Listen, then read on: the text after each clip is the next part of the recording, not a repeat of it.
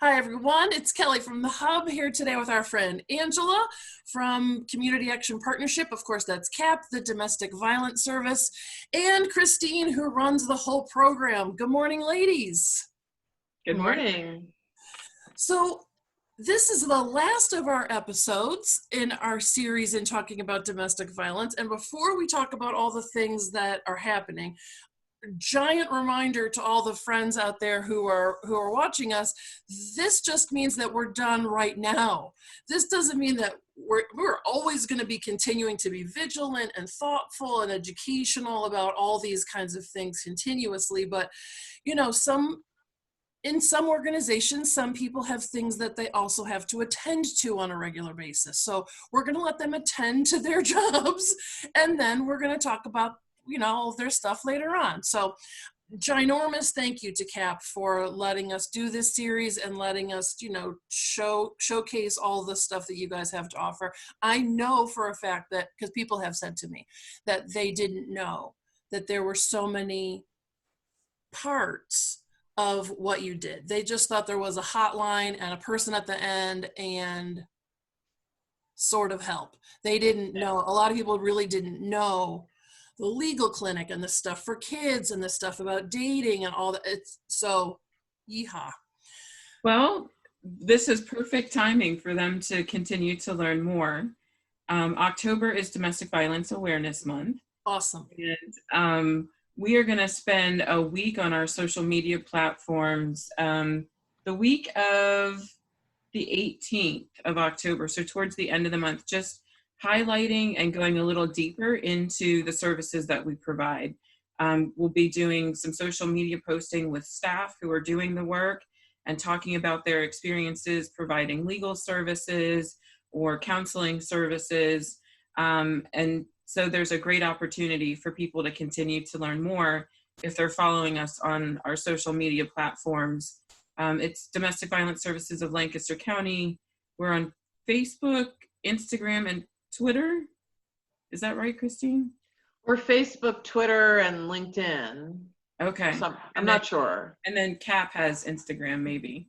But yeah. You can also follow the Community Action Partnership of Lancaster, and you'll find us there. Yeah, I follow CAP, and so on Facebook, so I find all that stuff there, and then I just click on other stuff and then read more. So yeah. So, and you guys have like a lot of stuff planned, so that you're really going to be out in the community. Not that you aren't normally, but during October, you're really going to be out there with a presence. You want to talk about some of the things that you guys have planned? Sure. So we're going to start the month with a video tomorrow at noon. It's going to go up on our social media platforms, just kind of introducing what Domestic Violence Awareness Month is, and some information about our agency. I think Christine just recorded her part of that today. Is that right? Yes, and I think Brian has decided to begin it at 12, launch it at 12:30. Oh, okay. Just so you know. Okay. Mm-hmm. So we have that happening tomorrow. It'll be a short video. Friday night, for First Friday, we're doing kind of a multimedia First Friday concert. Some local artists wanted to put together musical performances. We have some spoken word and poetry readings included as well. And so people can follow that. That's at 7:00 on Friday. And people will also have the opportunity to donate if they're so moved to do so. You know, just kind of a celebration of and bringing people together. Mm-hmm. Yeah, Brian said that there's quite a lot of submissions, so the program should be pretty robust, I would think. That's awesome. Mm-hmm. We have, so we also have throughout the month, I want to highlight something that we're doing with some of the local businesses.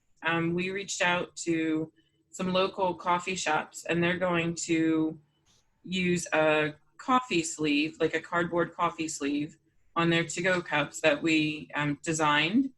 And there are two in the Ephrata area, Griddle and Grind and Giotti's. So they're gonna, and there's several in Lidditz, and then a And couple of Scratch? others around the county. Did you say Scratch too? No, there's a What few about in Lidditz. Oh, okay. Awesome. Christine, do you know what the web address is? Is it for them to go to the DVAM? I don't have Find it. it.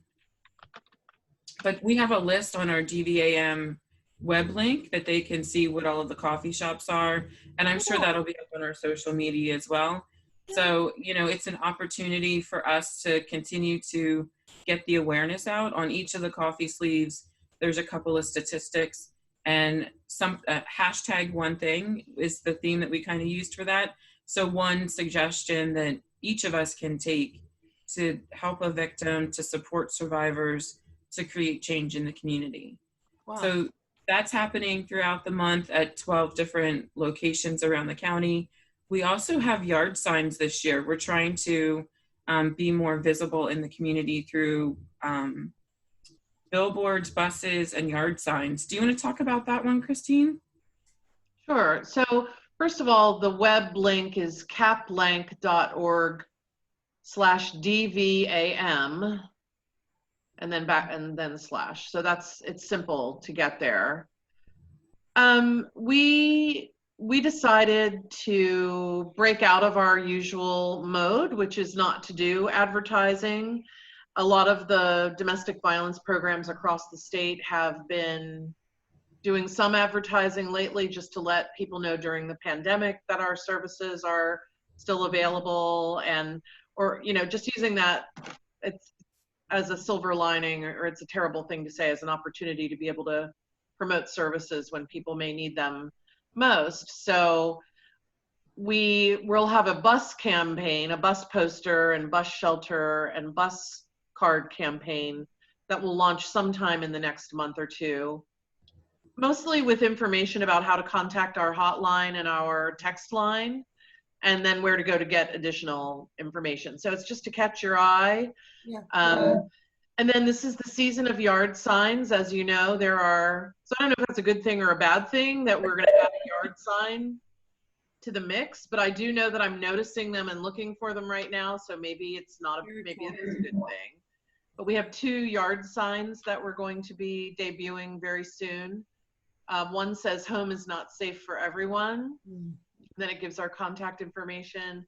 And the other says "Awareness plus action equals social change. Together we can end domestic violence." One side is in English and the other side is in Spanish. And they're available on the website for pre-order. There's no charge for the yard signs, but there is a requested or suggested donation if people are able to do that. And then there's a place that they can be picked up that's very accessible to everyone, which is White Oak Printing on Dillerville Road.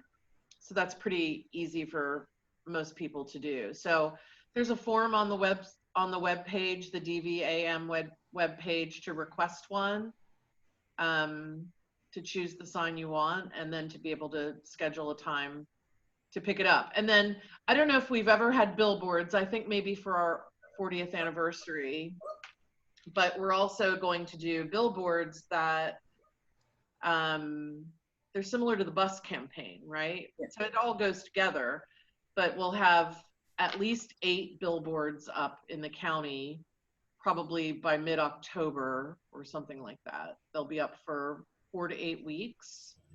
Again, advertising the text line, the hotline, we're still here, we are here, if you didn't know that sort of thing. So but we're excited about that. Yeah, it's a shift from some of the other things that we've done. And like Christine said, you know, nonprofits in general and DV programs haven't always been, you know, advertising our services. We just assume that people know how to find us or will find us if they need to. It's also a financial thing. Like usually our grants don't allow for us to advertise, but there've just been a few things that have happened recently around COVID, especially, where there's been recognition that there's a need to get the word out there that, you know, people don't know about the services unless you put the word out there. So that's a good thing. Yeah. So moving on, with Domestic Violence Awareness Month, we are going to have a virtual vigil for our Silent Witness Project. And the Silent Witness Project is something that happens nationally. Like there are silent witness projects all around the country, and in most of the counties in Pennsylvania, I would say. I know our surrounding counties, Berks County, Dauphin County, I think York County have their own projects. What it is, they are life-size cutouts, usually plywood or something like that, of figurines of people. And then there's a shield on each one that briefly tells the story of that person's experience with domestic violence and how they died at the hands of their abuser or as a result of the violence. Yeah. It can be somber, but it can also be inspiring in a way to continue to help us realize that this is a life-threatening situation and that our work is not done and that it will probably never be done, unfortunately. Well, oh, that's, I'm looking forward to that. Yeah, that'll be great. Yeah. So that is a program, that's a partnership that we have with the district attorney's office and also with LGH Penn Medicine. And that's been a long-standing project. If you followed domestic violence services at all in the past, I'm sure that you have seen the figurine somewhere. We can't put them on display this year, obviously, because of COVID and, people don't want things where people are going to stand around and congregate. So we decided that we're going to try a virtual vigil and continue to tell those stories virtually. So cool. We'll see how that goes. Yeah, that's awesome. Christine, do you want to talk about the Economic Advocacy Forum and the Purple Purse that's happening mid-month? Sure. So one of the new initiatives that we're launching at DVS is an economic advocacy initiative or economic empowerment initiative. I'm not sure exactly what the verbiage will be yet. Through a grant from CAP, we've been fortunate to be able to hire an economic advocate. So a staff person who will be dedicated to directing the project, which will consist of support groups and one-on-one sessions with survivors intended to help them make sense of the economic abuse that they've suffered, and then the many and far-reaching ramifications of that in terms of them facing a lot of, these are the barriers. These are, other than the emotional and psychological barriers and the safety barriers, the physical safety barriers, economic barriers are uppermost in many survivors' minds in terms of their ability to move forward being thwarted or blocked. So if your credit has been ruined, if your employment history has been sabotaged or you haven't been permitted to work, if debt has been run up in your name, if you've had evictions due to the domestic violence, this is a very tough place from which to begin over again. So having something in place to help people address these issues and sort of make sense of them and understand the enormity of the impact and how that plays out in the world in terms of leasing an apartment or getting a job at this point is critically important. And we know this from all of the survivors that we work with who come in with nothing, little or no income, ruined credit, all of that sort of thing. So I think it's an important conversation to have, and I also think that there are many ways for the community to get involved. If landlords better understood the situation, perhaps they would relax some of their requirements or understand the context of what's happened to people, that maybe the evictions were not their fault or they were in a situation where they were being controlled and coerced. So, and also, I think one of our staff members said the other day that a lot of the victims living in our bridge house, they pay their rent in cash because they don't trust having a checking account or a bank account, that it can't be tampered with or tapped into by the abusive partner. Anyone who's savvy with technology, you know, can not only stalk and track their partner, but also interfere with their financial life, run up debts in their name, open credit cards, etc. So it's a huge, huge issue. I would say that and affordable housing, and they're tied together, are two of the biggest barriers that people have in terms of moving forward. Wow. Yeah, I think being able to hire somebody who specifically focuses on that part of it. I mean, that's like having your own financial clinic, just like you have your own legal clinic for this. That's and right. That's just tremendous. Mm-hmm. That's great. That's wow. What's the Angela? You said the Purple Purse Project. Is that the name? I'll let Christine answer that with as much Okay. as she wants. Sure. So the Allstate Foundation funds domestic violence centers across the state to provide financial empowerment education. And they also provide curricula and other materials for centers to work with survivors. And they also provide the Purple Purse, which is literally a purple purse that programs can auction off as a fundraiser and use it as an awareness tool. Yeah. So we've been asking people, what does your purse mean to you? And it means, I think we've been surprised by some of the answers we've received from staff who hadn't really thought about it before maybe, but then we're able to talk about the fact that their purse is their domain. It means financial independence. Yep.